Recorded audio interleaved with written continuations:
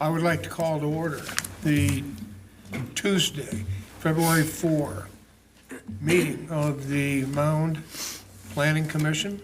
This is a regular meeting. Roll call, please. Planning Commission Member McEnany. Here. Planning Commission Member Nick Rosner. Here. Planning Commission Member Jason Baker. Here. Planning Commission Member Samantha Wacker. Here. Planning Commission Member Young. Here. Planning Commission Member Heel. Here. Planning Commission Chair Good. Here. Okay, let's go back up to swearing in of Planning Commissioner by Jesse Dixon. And I believe that's you, Drew. It's me. Elliot, to your own party. Do you want a picture for your archive? I'm gonna give you a copy, so you can read along. Sure. I'm gonna ask you to raise your right hand. and repeat after me. I, Drew Heel, I, Drew Hill, do solemnly swear do solemnly swear that I will support the Constitution of the United States that I will support the Constitution of the United States and of the state of Minnesota, and the state of Minnesota, and faithfully discharge the duties of Planning Commissioner of the City of Mound and faithfully discharge the duties of the Planning Commissioner of the City of Mound to the best of my judgment and ability, so help me God. to the best of my judgment and ability, so help me God. All right. Thanks, buddy. Congratulations. I'm gonna have you sign this too. And then do you want to turn and face the camera? There you go. Just, yeah, there you go. Now it's official. Appreciate it. You would like those in 8x10s? I should mark them up and sell them after these meetings, right? Did you suck your stomach in? Dang it, here he goes. Oh, he insulted me. Okay, we have before you on the table two amendments to the agenda. These are letters, call them letter 1 and letter 2. Chair would entertain a motion to include these two amendments to the agenda for tonight's meeting. So a motion to approve the agenda for tonight's meeting, including the two letters from the applicant, as handed out, in letters 1 and 2. Second. We have a second discussion. Hearing none, all those in favor signify by saying aye. Aye. Those opposed, nay. Motion carries. Okay, you had before you in email form that I assume you have read, the Planning Commission minutes for the January 7, 2025 meeting. Does anybody have any additions, corrections, subtractions? Hearing none, Chair would entertain a motion to approve said minutes. Motion to approve minutes of January 7th meeting as distributed. Second. We have a motion and a second discussion. Hearing none, motion carries. Board of Adjustment and Appeals, Planning Commission case number 24-20, review/recommendation, variance and public lands permit applications after the fact for construction/landscaping project at 4756 Kildare Road and undeveloped Longford Road. Applicant Catherine Benjamin of Dreamscapes Natural Pools, owner Michael Jimenez Salazar. Miss Sarah. Pardon my.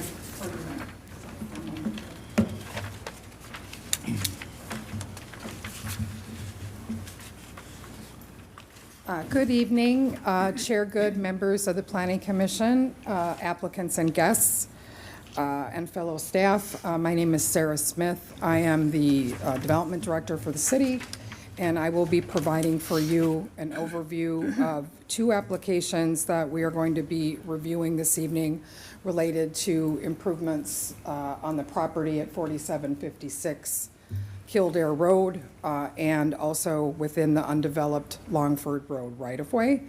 The applicant is Kathy Benjamin of Dreamscapes Natural Pools, and the owner of the property is Michael Jimenez Salazar.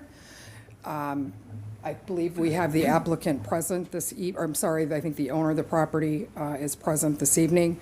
We have two applications that we are going to be discussing this evening related to improvements that took place on the lake side of the property in general.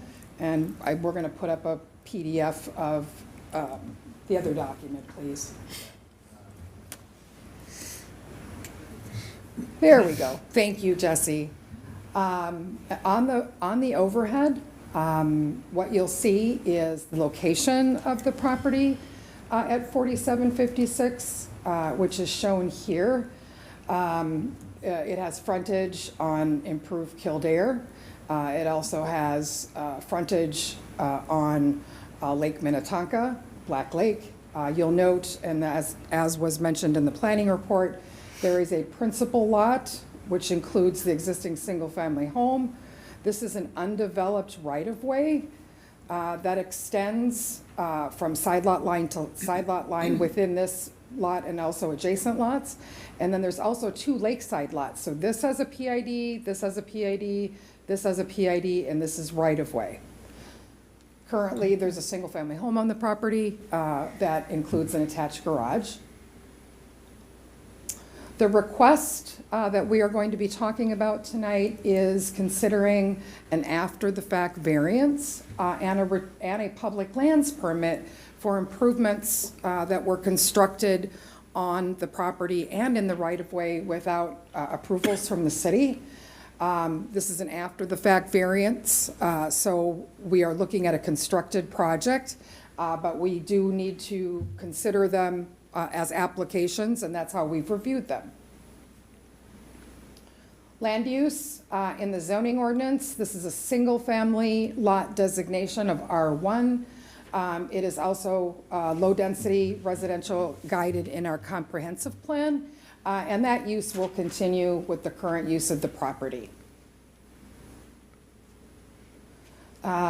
How we are here this evening, there was an on-site agency meeting that was undertaken, I believe, in August, that included technical evaluation panel members, which is various public agencies, including the city, the Watershed District, Hennepin County, Bowser, Minnehaha Creek, and the DNR to evaluate site improvements that had been undertaken on the property and in the right-of-way without procuring permits from Mound or from other agencies. With regards to things that we learned at the site visit, where the contractor was present, is that there wasn't a violation of the wetland, which is on the upland part. That was done based on field evaluation that was done by members of the TEP, which is the technical evaluation panel. But it was determined that the site activities that had taken place specifically on the lakeside did two things. First of all, the improvements were constructed on the property and in the right-of-way without improvements for those activities. They can be summarized in general as a staircase leading from towards the top of the lot, extending down towards the bottom of the lot that allows access to the existing dock. It's important to also comment that our activities this evening for these applications is all upland. Things that are below, that are in the water or along the shoreline are not in the city's purview. So our review tonight is taking place related to what I call upland improvements. Based on field evaluation, when we were there on site, which was also been demonstrated by topography shown on the new as-built construction, but also demonstrated in Hennepin County GIS information, is that the slope on the property is classified as a bluff. And a bluff, according to the city code, has a handful of definition. There has to be a certain rise and run within a certain distance. There's a toe, there's a top. Generally speaking, activities in a bluff are regulated and restricted, and most, if not all, structures have to meet a 10-foot setback. And so information that's been shown on the survey is not only did construction take place in the bluff, but it also took place both on the applicant's property, or the owner's property rather, and in the right-of-way. And of course, anything in the right-of-way requires what's called public lands approval. Now, with regards to the shoreline regulations, which is where the bluff regulations come from, there are certain activities that are allowed. Generally speaking, an uncovered 4-foot staircase for the purpose of providing access up and down a slope that doesn't have a roof on it, and that is placed in the most visually inconspicuous location and causing the least amount of disturbance. That's an allowed improvement. So again, had that come in, those are typical things that we would review. If something's coming in and going back out, we would review, number one, whether or not it was same and similar, or number two, whether or not the scope of that project required additional permits. And so that's kind of why we're here this evening. Next slide, please. So on the left-hand side, as shown in the photo that was provided to the city from the applicant, I believe, Mrs. Benjamin, this shows what I'd call pre-site conditions. And so you can see that there was an existing staircase that kind of came down kind of in the middle of the slope. This is kind of the lowland. This is right here is going to be kind of the start of maybe the wetland area activities. And then you can see the scope of the activities that were undertaken. Again, a 4-foot staircase, and it's based on information shown on the survey that was also discussed with the property owner, is that stone staircase is 4 feet, so that would be consistent. I wouldn't say that's exactly in the same location, but I would say it's probably in the general vicinity of where the former staircase was. And you'll note that there's private lots, and then there's a city lot, and then there's private. So these improvements were, as I've mentioned, undertaken both on private land owned by the property owner and on undeveloped right-of-way. Other activities that took place involve retaining walls, ground cover, boulders, plantings, basically a fairly expansive landscaping and hardscaping project that supplement and support the 4-foot stairway system. The most important statement being is that it is a bluff. And so because it's a bluff, activities are more regulated than a non-bluff, and certain activities require permitting in the form of either, for sure, a public lands permit, maybe a building permit, but also the need for approvals if in fact it's greater than what's normal and customary for construction of a stairway, and that would be a variance. Next slide, please. So this is a graphic showing the a snapshot of the proposed survey that was provided to the city from the property owner at the request of the city following our August meeting. And you can see, I'm just going to point out a couple things. This is the ordinary high water mark. You know, here's one lot, here's the undeveloped right-of-way, and then here's the principal lot. And then you can see the walkway that was constructed. It basically kind of starts here and ends down here. And then you can see the supporting walls, landscape, they're actually boulder walls. The surveyor also included both top and bottom of wall elevations. So basically it was a fairly expansive and detailed landscaping project that was undertaken without permits. And again, I think there was perhaps a misunderstanding about who was getting permits or if there was permits needed. But at the end of the day, you know, work in the shoreline and in the bluff generally requires some sort of permitting, and that this is not the property that's owned or operated by the private property owner. It's owned and operated by the city, even though it's basically used for the purpose of this lot. As was indicated in the staff report, the new walkway is constructed of basically flat stone. Other supporting improvements, they're boulder walls, and then there's some sporadic placement of boulders. The applicant did confirm with the city that the ground cover, while it has a landscaping rock, it does have filter fabric underneath it. It's not plastic, so water is able to filtrate through. And so therefore that does not count towards hard cover. As part of the staff review, we did note a couple things with regards to, there's a section or two of one of the main wall, I guess I would say, that are slightly over 4 feet. And the reason that's important is that retaining walls that are over 4 feet require a building permit, and they also require engineering. And so, again, this was information that was provided by the surveyor. One suggestion would be is, they may want to meet with the building official to evaluate those elevations in terms of how they were measured.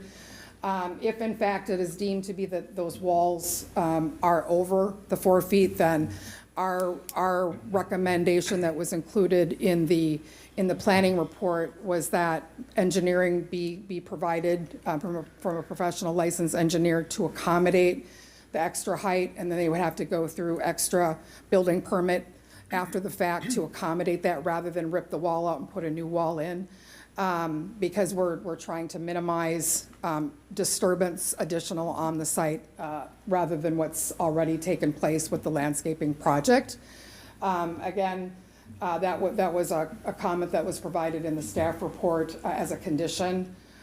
We did visit with the building official, and they confirmed the same information that I've provided, is that any wall over 4 feet requires engineering and requires a building permit. It's not a landscape improvement. There was some additional information provided by the applicant today that was provided as part of the addendum, 2 documents that talk about, I think it was certainly stated that it was their intention that all those walls would be 4 feet. And in terms of where they were measured from and how they were constructed, that will just have to be something that gets worked out. It's important that I also share that the city's variance cannot give a variance for that height of that wall, because that is a building code requirement, and we're not able to address that with a variance. That's going to have to be modified or fixed either through modification and or with the submittal of engineering if it is determined that that wall height is exceeding the 4 feet, or if other walls are exceeding 4 feet. So I did make that comment in the planning report as well. Next slide, please. We talked about the constructed improvements. Generally speaking, all constructed structures have to maintain a 10-foot setback from a top of bluff. And you'll see on here, as highlighted on the overhead, the toe of bluff was determined by the surveyor to be here. The top of bluff was determined to be right here. And then the surveyor also showed the 10-foot top of bluff. And so you'll see that basically everything from the toe to the top of the bluff plus the top of bluff setback is called the bluff impact zone. And that's where activities are more highly regulated. Generally speaking, we advise keeping improvements out of those area and minimizing any sort of activity, unless it's generally speaking a replacement type of activity. As we understand, the walls were installed for stabilization, probably to assist with the stone stair step system that was installed. Next slide, please. Hardcover is allowed on the property subject to the conditions in the code, up to 40%. As we talked about, the areas that are that encompass the retaining wall rock, retaining the landscaping rock rather, the applicant did confirm that it's landscaping rock with filter fabric, it's not plastic, so therefore the water is able to filtrate down. They are well under the 21 or the 22% according to the submitted information that was provided. Next slide, please. Retaining wall elevations, we talked a little bit about this just a few minutes ago, but we do have a slide on it. There are a couple sections, and they're primarily towards the bottom of the wall that are slightly over 6 inches, 8 inches plus or minus, that are over that 4-foot threshold, and therefore that's the triggering of the need for a building permit and engineering. What we recommended is that the owner representative will need to contact the building official to talk about the retaining walls related to the building code requirements. It might be helpful if a field evaluation is done and coordinated between the involved parties so that the building official can see the constructed improvements. As I've indicated, the submittal of a building permit with engineering is preferred over wall modification if it is deemed to be, if the wall or walls are over the 4 feet, so as to minimize further disruption and disturbance of that slope. If in fact, if it is needed and there is a need for modification, I think we would have to evaluate how much modification, how much alteration would need to be done in order to evaluate whether or not there's going to be impact on the remaining improvements. And I think that's just something that would have to be vetted out. Generally, the simplest way is just to submit the engineering. Public staff agency review, we did, as normal and customary, we referred the application to involved departments, staff, public agencies. Several of these agencies were involved with the original site inspection done in August. One of the discussion points that came out at the on-site visit, which is included as a comment and a recommended condition, is because of the activities that took place and the site disturbance and the fact that there was vegetation that was similar to what was probably operating as a buffer. It was talked about that a trade-off to balance the activities without, and also to improve conditions about the implementation of a natural shoreline buffer from the edge of the shoreline up to the toe of the bluff, with using appropriate plantings and grasses, et cetera, that provides a natural buffer to when the water comes down, which is now probably, it might be coming at a little bit different rate, but to capture it, hold it before it discharges into the shoreline. That was talked about as a reasonable approach,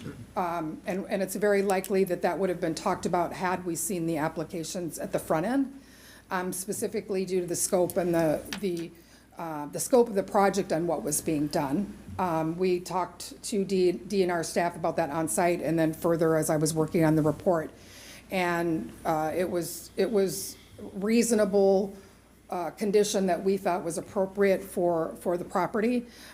We also recommended that the area that where you'd come down from the stairs that you walk to the dock, that could be left non-buffer. And so that condition is included as part of the city's recommendation. Planning Commission consideration of the activities this evening. You always have a couple of actions that you can take following completion of your discussion, either as a Planning Commission, but also with the applicant and or folks that may have questions. You can table the request and ask for more information if that's needed. You can recommend to the City Council that the requests be approved with conditions as identified and any additional conditions that are identified by members of the Planning Commission. With any recommendation, it is also encouraged and required, I should say recommended rather, that findings of fact related to the recommendation be provided with the applications. You also, if you feel that the request decision should be not to approve or deny, again, a record with conditions and or findings of fact for that recommended denial are also recommended if that's a direction that the Planning Commission wishes to go. Staff did recommend approval both of the public lands permit and the variance, and we've included conditions and findings of fact for both permit applications. The proposed findings of fact for the public lands, we listed 3. A staircase previously existed on the property in the subject area and was replaced by an on-ground staircase constructed in a similar location.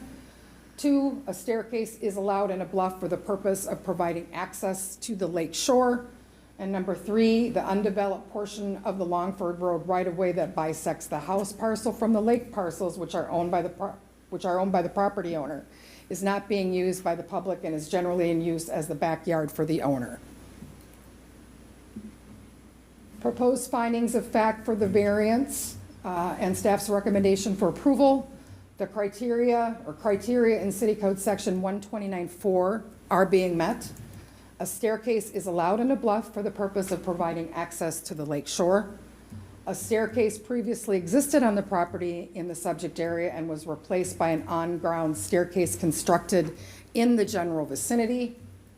The request to add steps to reach the lake is in harmony with other uses in the area and fits the character of the neighborhood and R1 district. And lastly, the establishment of a natural buffer helps provide water quality protection in the subject vicinity. We had a handful of listed conditions with staff's recommendation for approval that was included in the planning report. And those are listed on the overhead. The property owner is responsible for all costs associated with the applications. Number 2, that's a summary that the resolution is or resolutions plural are required to be recorded, and that is the responsibility of the owner unless they want the city to record, in which case the fees are paid for by the escrow. Number 3, the owner or designated representative shall reach out to Safe Built, who is the building official, formerly known as MinSpec, to evaluate the retaining wall project as it applies to the building code requirements and permitting if needed. Number 4, a natural buffer shall be required from the shoreline edge to the toe of the bluff, with the exception of a 4-foot path from the bottom of the staircase. The plan to be submitted to the city for review and acceptance by the owner or representative shall include a proposed design to incorporate natural plants and grass that are appropriate for the wetland shoreline condition. Alternately, the plan could be prepared by one of the city's consultant with the involved costs to be paid by the owner. And then 5, any additional comments or conditions from the council staff or members of the planning commission or agencies. And we're good. I will be happy to answer questions from members of the planning commission. I see the owner is here. Just some other points of housekeeping. As is normal and customary, we did send mailed notices out to neighboring property owners. We could have some folks here. Additionally, while the public lands permit is not subject to 60-day, the variance is, and I think the city has until on or around the 17th of February to take action on the application, unless we extend our ability to make that decision for an additional 60 days. As was noted in the planning report, we will be executing the 60-day notice in advance of the anticipated deadline of on or around February 17th. And I'll be happy to stand for questions from members of the commission, staff, or guests. Do you have comments about the applicant's assertion in letter number 1 that this is not a bluff? Respectfully, staff disagrees with that assertion. We have a definition of bluff in the zoning ordinance. It has a handful of points that have to be met for a bluff and how you calculate the bluff. When we were on site, it was everybody's general understanding that we, based on visual but also topographic information on the Hennepin County website, is that it appeared to be a bluff. The math that was done shows it to be a bluff, at least our preliminary evaluation. The city engineer believed it to be a bluff. The survey work that was done on the applicant's behalf, or the property owner's behalf, shows a toe of bluff, a top of bluff, and the top of bluff setback. So our determination is that we believe it's bluff. Okay, so with regard to the retaining wall height, if I understand correctly, the suggestion is the applicant apply for a permit and then engineering will review height of what is there and make a recommendation in terms of what ought to be done, if anything. Is that correct? From a process standpoint, I think the first step would be to, for the applicant to reach out to the building official and perhaps arrange for an on-site visit to take a look at the walls that were constructed and the survey information that was submitted to evaluate and visually see what was constructed and how it was measured. Because we don't really know what the surveyor used, you know, there's rules in building code in terms of what's gonna be the bottom and what's gonna be the top and where you measure from, but I would think that would be an appropriate step, is that the building official And so can would the assist. building official also get into the weeds with regard to this assertion that planning and landscaping material between the rocks actually push the rocks up over 4 feet? I'm gonna have to refrain, I think that's a building code evaluation, because it's all gonna be according to the building official's evaluation of where the walls are and where they are now. You know, if something got pushed up or something, that may or may not be so, but at the end of the day, if those walls are over 4 feet, depending on how they're measured and how they're being measured according to the building code, there could be building permit requirements needed. And again, this isn't a new regulation. Building code requires a building permit for any wall over 4 feet. So, which is why sometimes landscaping, we see walls slightly under. But that will be determined in cooperation with the building official, with the applicant or owner. How far over 4 feet have they? I think one was, I thought 6 to 8 inches. 6 to 8 inches, plus or I minus. missed that. Two Okay. boulders. Two boulders. boulders? Oh, Yeah. okay. And maybe you can switch out a boulder, I don't know. But, Okay. Okay, further questions for Sarah? Sarah, could you just describe this scenario of the undeveloped Longford Road right away? I mean, it just seems a little strange to me about this undeveloped road that over time becomes a de facto backyard. Could you just describe how that comes about? we have these in numerous locations of Mound, and many cities have them, but unless they've been vacated, they are still platted right-of-way. And we've got them, we see this from time to time, you'll say there's an undeveloped right-of-way, putting a driveway in an undeveloped right-of-way. But the road exists, it's being used primarily by the property owners. And that's, I would say that that's somewhat standard and normal, but you don't have the ability to put improvements in property that's right-of-way without getting approvals to do that, unless the undeveloped right-of-way was vacated. And were there similar improvements in the right-of-way previous to this? I would say that staircase probably was in there before. Okay. Yeah. I mean, I don't have a pre-existing survey, so I don't know, but just if you look at the two graphics that were side by side, they look to be somewhat in the same. It was definitely kind of towards the middle, coming down. I wouldn't say that it was in the exact same location, but it certainly, there was a staircase on the property that was providing access to get from the house down to the shoreline. And based on information that was shared with me and, visually, it certainly appears that perhaps those staircases, that staircase former was probably was in need of some TLC. Okay. So as far as you can tell, it's not this improvement that made it into a de facto backyard. It had that character previously. It was there before. And yeah, there was a staircase there before. Yeah. I think we need to figure out, get data, determine whether it's 6 inches or 8 inches, get a measurement, and we'll go from there. I mean, I don't see how we can make a decision whether it's in variance or we need a variance or it's within code until we get that measurement. I mean, that doesn't. That's certainly some discussion you can have with the property owner and We're not applicant taking as that part under of effect. discussion. That's the business. The 6 to 8 inches? We're not, That we are. correct me if I'm wrong, we're not discussing the building permit part of it, though. We're discussing the right-of-way and the. Oh, I'm sorry. variance. Okay. I'm But sorry. if the Yeah. building permit So comes the back height and they of need a big change. the height of the wall It has to be, is something different that's going to have to be addressed by the building inspector. it has to be done either way. Has nothing to do with what we're going through today. Either way, it's gonna have to be adjusted, okay? Either way, it's gonna be a building permit issue.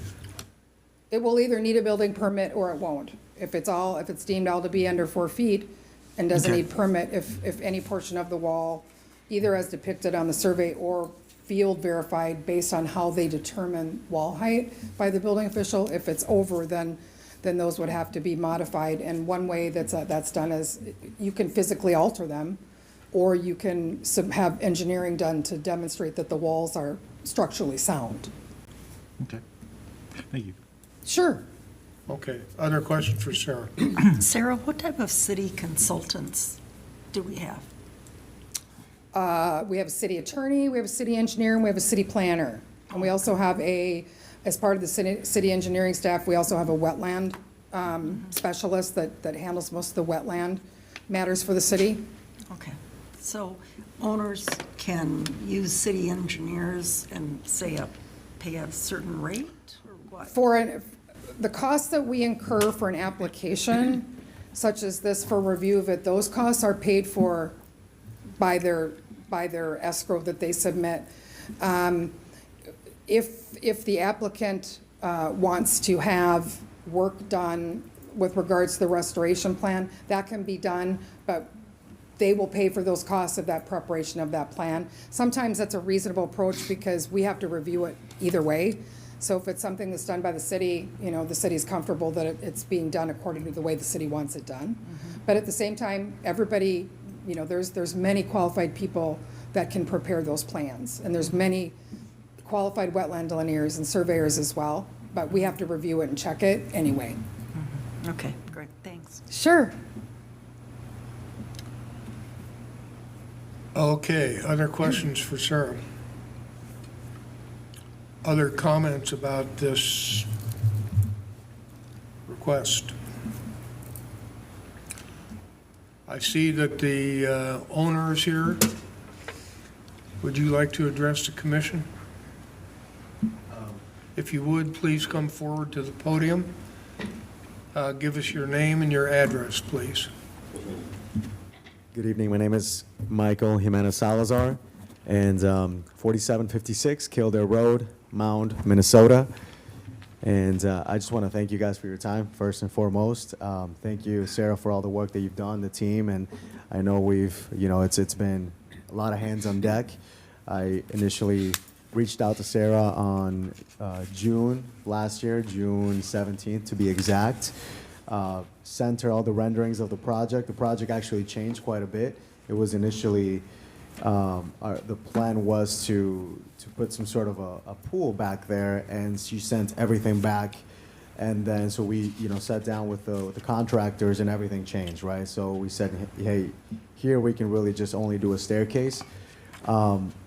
It was unbeknownst to me with the public right-of-way. That was something that came kind of in after the fact. So I apologize for that. A question that I do have, and I think something that was brought up to me, see if there was, because I know some neighbors kind of mentioned it, taking ownership of that. I think that's something we kind of discuss amongst the neighbors, because it's vacant, it sounds like, or it would have to be vacant. So that's... The terminology is that that right-of-way would have to be vacated. Vacated. And that's actually a statutory process that you can initiate typically those types of activities if in fact it's extending to more than one property. Oftentimes, the majority of the property owners will get together and say, hey, it's not being used. There are requirements and procedures that come into play that have process with them. Number one, any water or any right-of-way that ends, abuts, or terminates a public water, it has a higher level of standard and a longer review period. It's 60 days by certified mail to the DNR. The test is that there's no public benefit for the city keeping it, and I'm paraphrasing a bit. Sure. And it requires a city council public hearing preceded by 2 weeks published notice in the paper, in addition to public notice being provided to all affected property owners. Affected property owners has been interpreted to mean everybody in the plat. So whatever plat this property came from, we would notify all property owners within that area. In addition, if there's utilities in there, if the city thinks they have a reason that they want to keep it, if they even think they might use it for something, they deem it that it has public benefit. But there's certainly a process you can go through. Again, it requires updated survey work, signature by all owners, and if you have a majority of all property owners that sign, then it's a regular majority if the council so chooses to approve that. Otherwise, it's a supermajority. But the process is actually set forth in state statute. But our process is it comes in, it gets sent around to agencies, consultants, public utilities for determining if everything's here.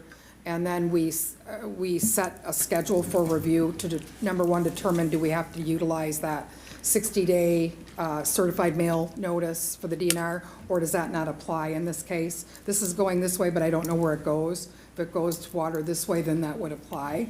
If it's not providing access to public water or wetlands or whatever that definition is, then it's a shorter period of time. But we still have to publish and mail. It's just that adds a little bit longer component. Okay. So, Yeah, thank you, Sarah, for that. Sarah, And- if I can just ask one quick question. Was that right-of-way ever intended to be part of the commons on Black Lake? It just was, nobody really, I don't know.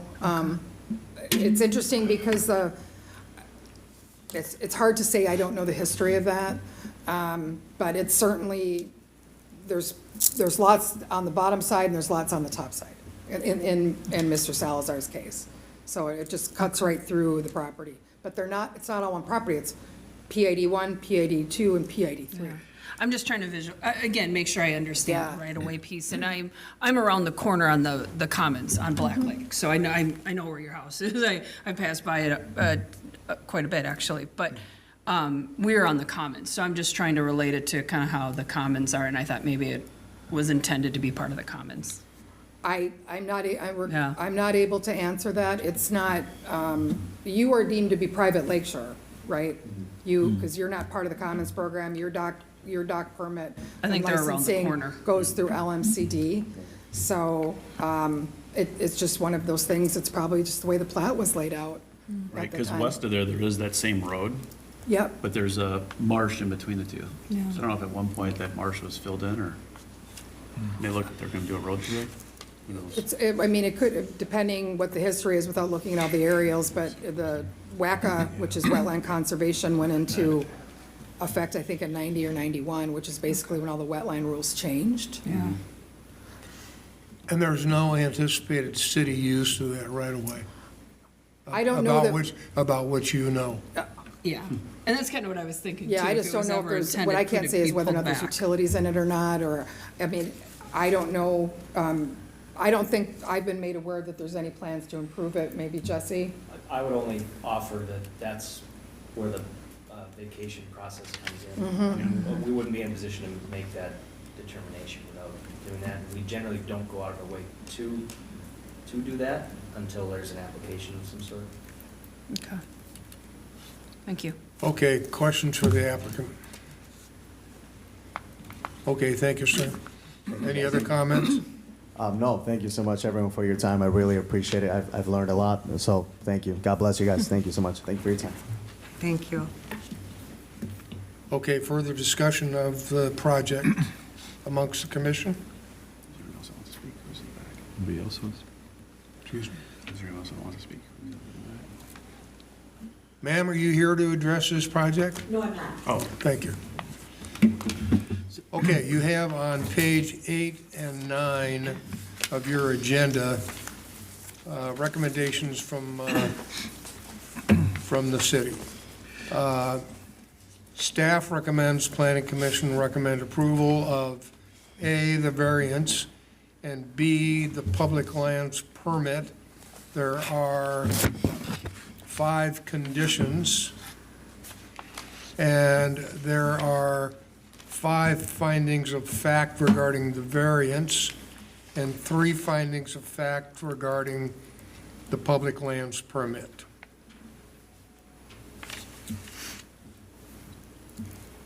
Any discussion regarding staff recommendations? I don't have an issue with it. I think looks nicer than it was there before. I don't think that right-of-way is ever gonna be used based on the way it looks. I don't know if there's utilities there or not, but if there was utilities there, you'd have to dig up the old staircase as it was either way. And like I said, that we're not here to judge the size of the boulder, that's the building permit, so I would be in favor of approving the motions. So you make that motion? I was just gonna let anyone else if they had any comments first. Anybody else have any comments? So if we approve the variance, do they have to come back and get another variance for the 4-foot? We can't, That's a building? we can't grant a variance for a wall height.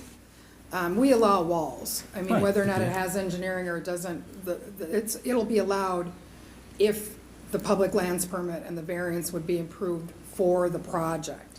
However, we cannot grant a variance for a building code requirement. So what that means is if there is a modification that's needed or if engineering is needed to address any wall part that doesn't meet that 4 feet, then they either have to modify the wall or they have to provide that engineering for it. It has to be met. Those are two separate events. Yeah, it's what I call a follow-up action. You know, it's kind of like if you're required, what's a good example? If fire rating is required, we can allow you to build close to lot line, but we cannot waive fire rating of wall because that's a building code requirement. So it has to be figured out in cooperation with the building Thank you. official. Yeah. That makes sense. I mean, Now I understand. best case scenario is that when they get out in the field, how they're constructed, they don't need a building permit. Worst case scenario, something's over and has to be modified. And as I said, the simplest is gonna be, and that's our preference, is that a permit would be issued after the fact, but they have to supply the engineering signed by a professional engineer, and I don't know exactly what that entails, but we've seen that before. Yep. And if in fact modification is needed out in the field, I think we would need to determine whether or not that was, for lack of a better word, more expansive than needed, and then we'd have to figure out if we have to amend the city's approval. Okay. So 4-foot, okay, thank you. Here's why I didn't get it. So- Further discussion?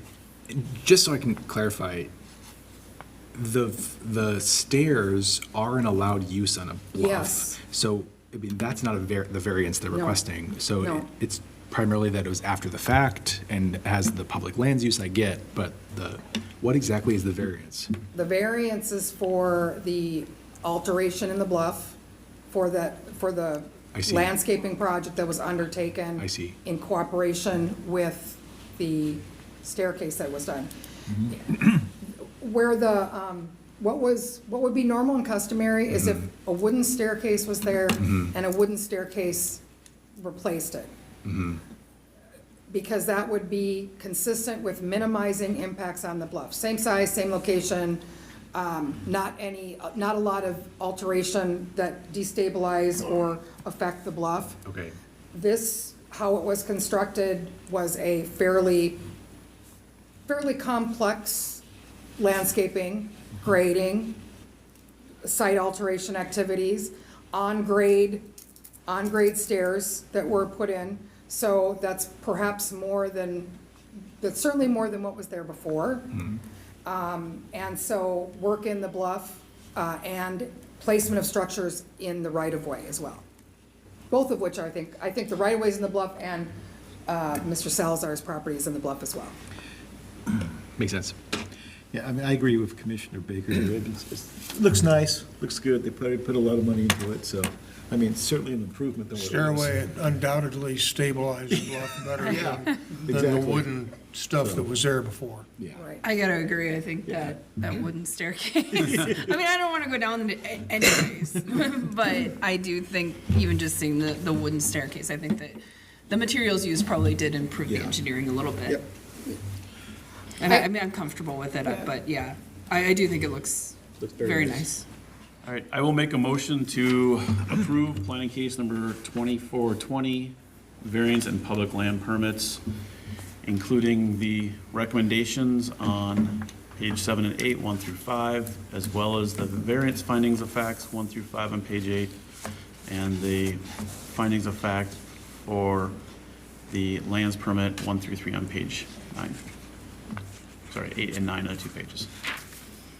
Second? Okay, we have a motion and a second. Discussion. Did I hear the explicit approval of both? Yeah. I heard, okay, then yes. Further discussion. Hearing none, all those in favor signify by saying aye. Aye. Those opposed, nay. Motion carries. Thank you for attending, folks. Thank you. Okay, moving on. We have the City of Mound Volunteer Recognition Special Event on Monday, February 24.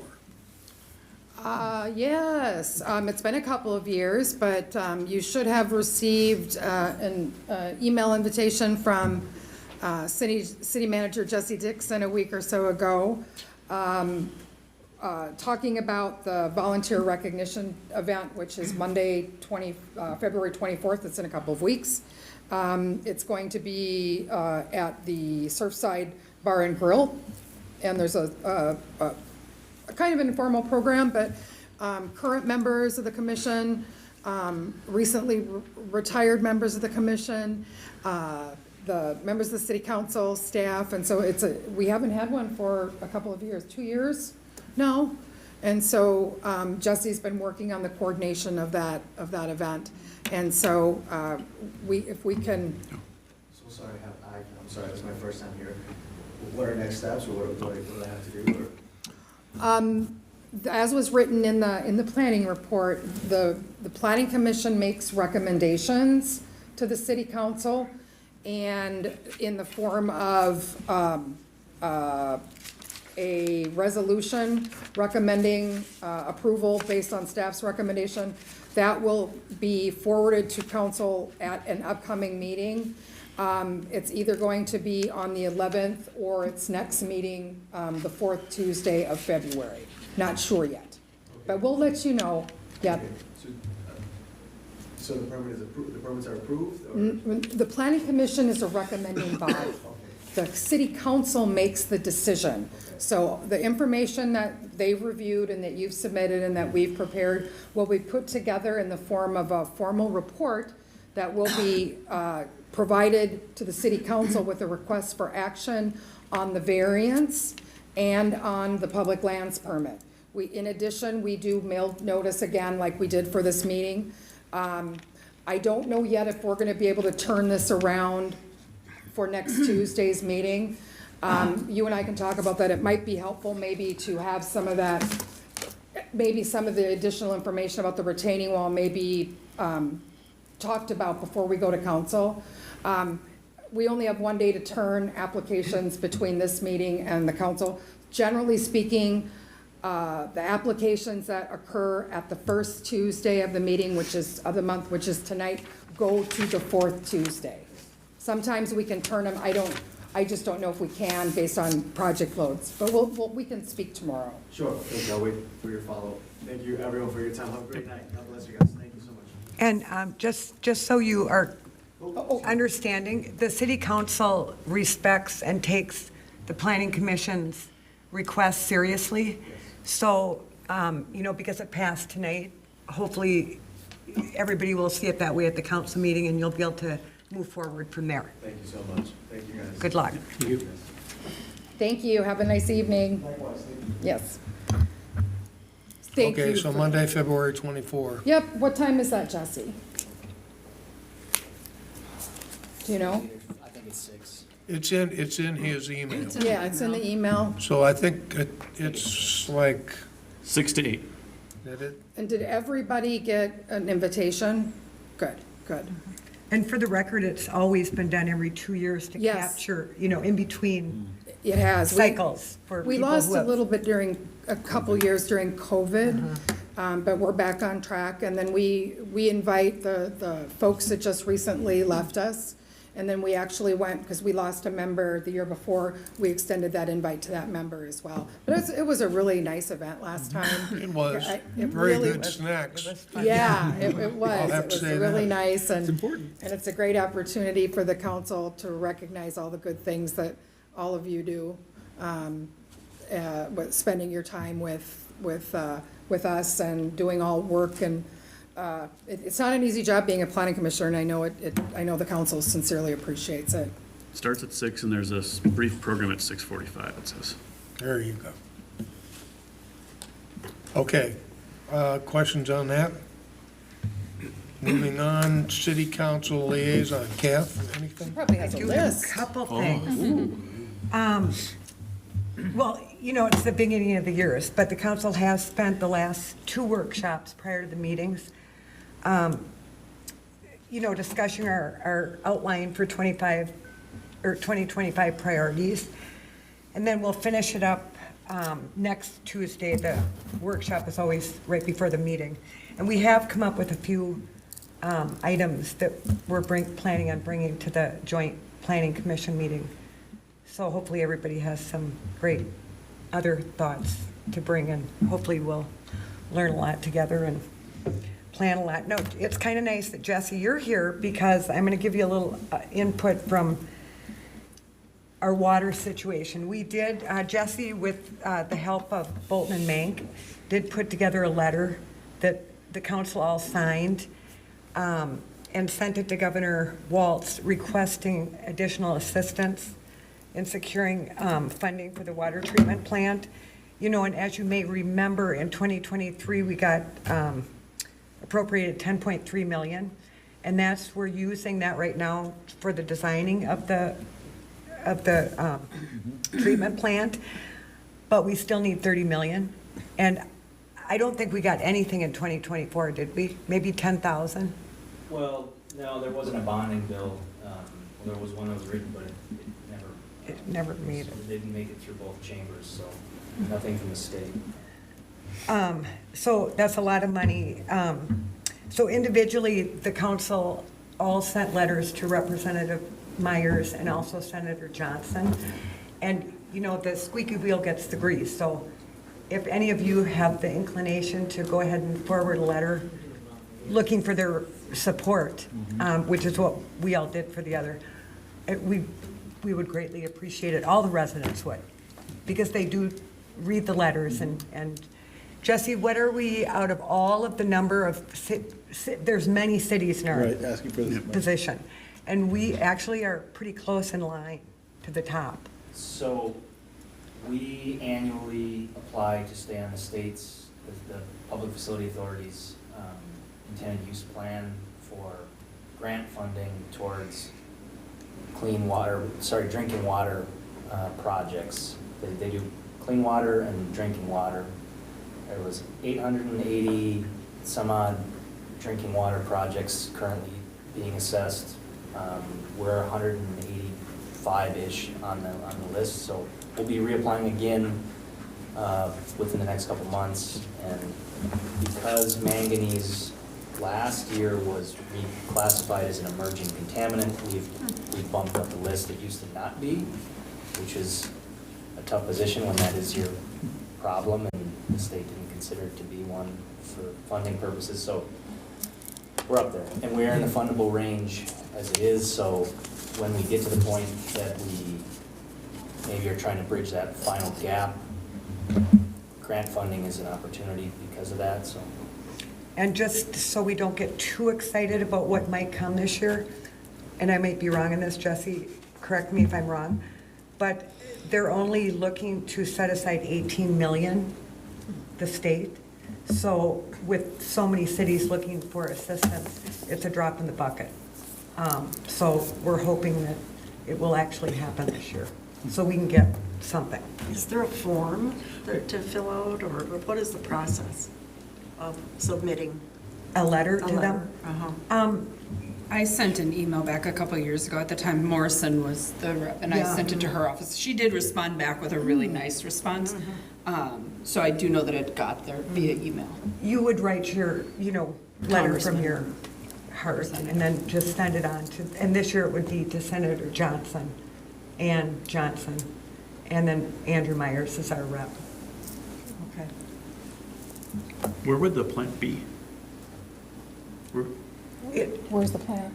Is there an existing plant that would get torn down and rebuilt, or?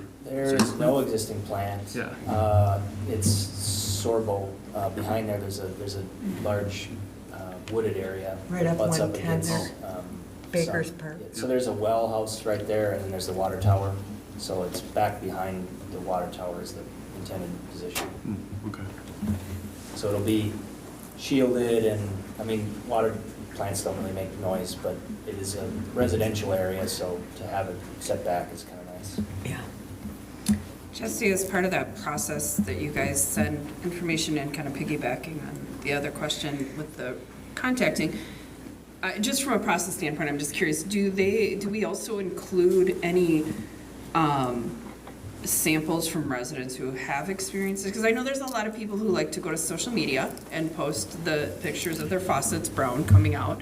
But I don't know if they do any level of chemical testing to say there's certain areas or pockets have higher levels of it. I mean, we check our water all the time, but it's because we have a pool. So we're always checking like the manganese and all those chemical levels. But if there's something like that where residents can provide consistent sampling to show that it's, occurring, I don't know if that's helpful. Well, we test at least annually and more recently quarterly at the actual well. Okay. So as it comes out of the ground, and when we do submittals, maybe not on some of these letters, but we submit various funding applications, we usually include that because to demonstrate that we're exceeding, the allowable levels. But Okay. No, I do think it's good knowing, I didn't know that you tested directly from the well, so I think that that's good, because I know there's other variables with homeowners, age of pipes, things like that make a difference, but I just wondered if there was any other efforts that could be made by people who wanted to help out. I mean, anything helps, but as part of the communication to our reps, been kind of kicking around something that could maybe go to residents directly with some more of this information, just to make it ease of use, I don't think it's necessarily even about what each individual letter says, it's just really just the amount of The collective. communication. I mean, you can only ignore so many, right? Not that I'm accusing any of our reps of ignoring it, but I mean, Right.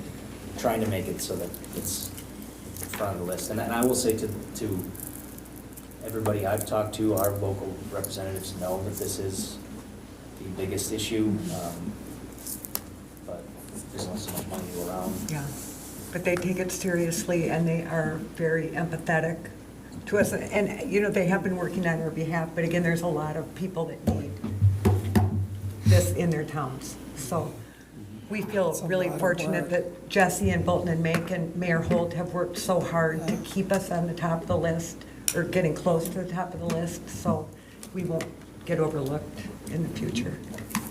Are individual letters better than a petition?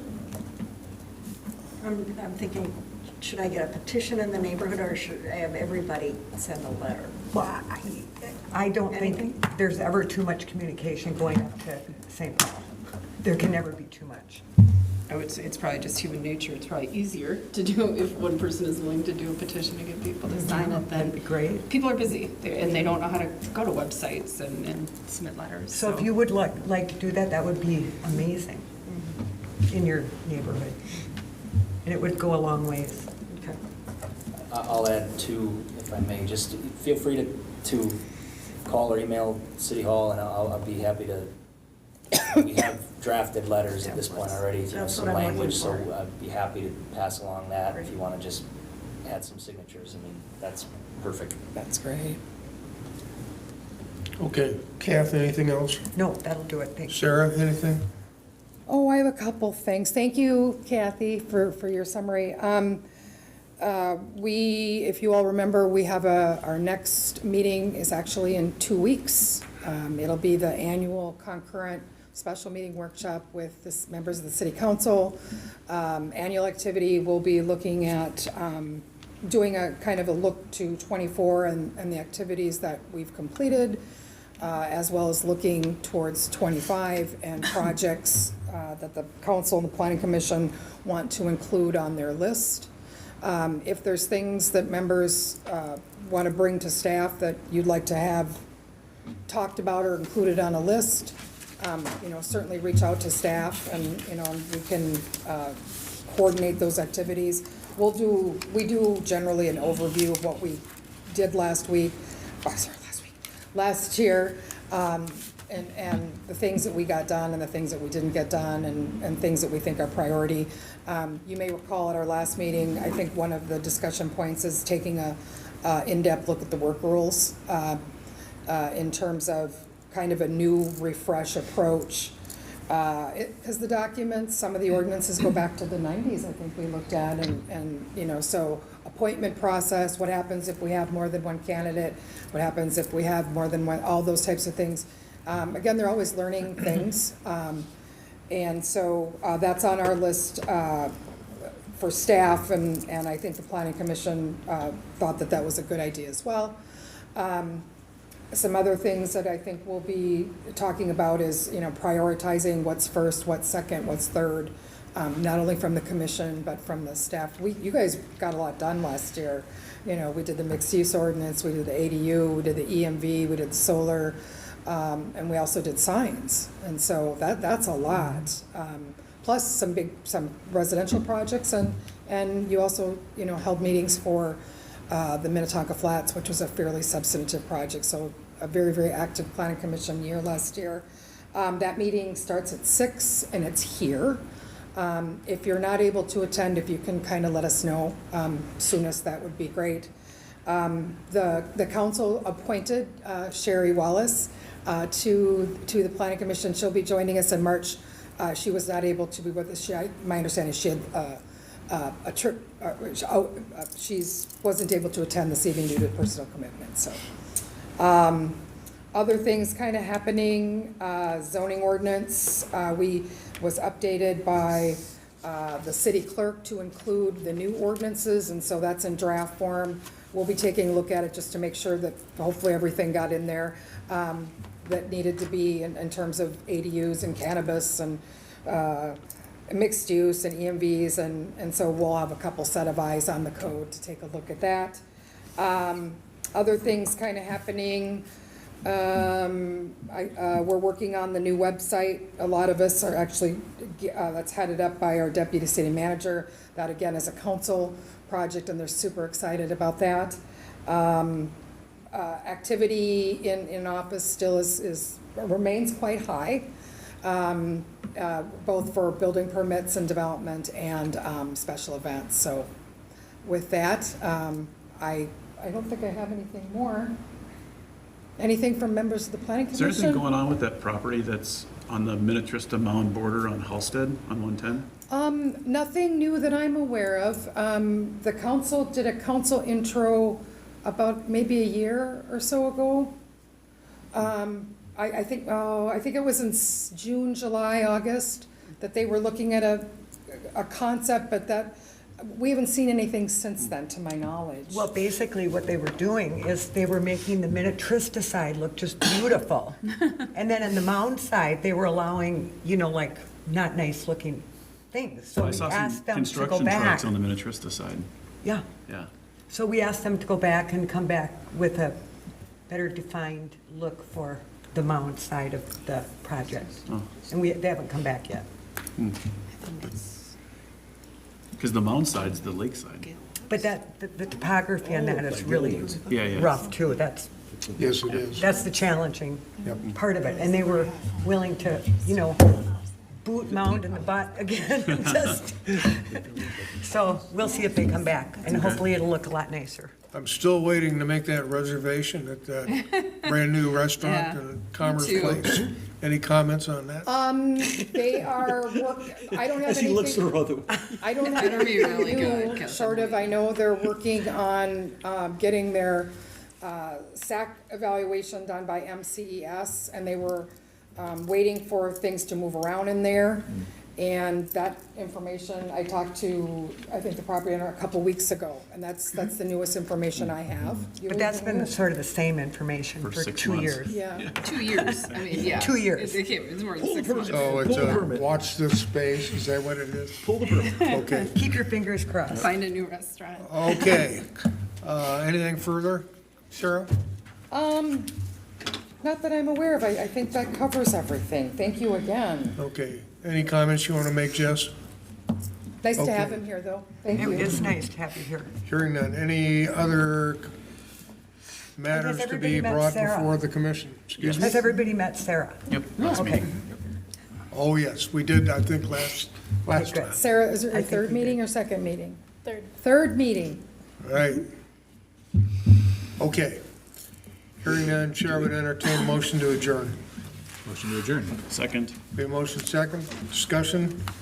Hearing none, all those in favor signify by saying aye. Those opposed, nay. Motion carries. Thank you for coming. Thanks, everyone.